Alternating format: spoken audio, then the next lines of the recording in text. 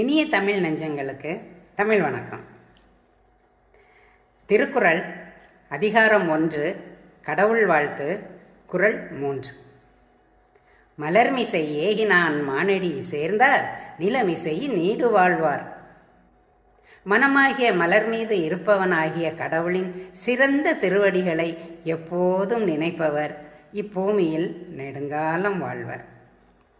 மலர்மிசை ஏகினான் மானடி சேர்ந்தார் நிலமிசை நீடு வாழ்வர்.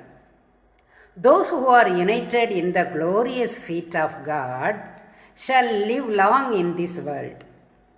மலர்மிசை ஏகினான் மானடி சேர்ந்தார் நிலமிசை நீடு வாழ்வர்.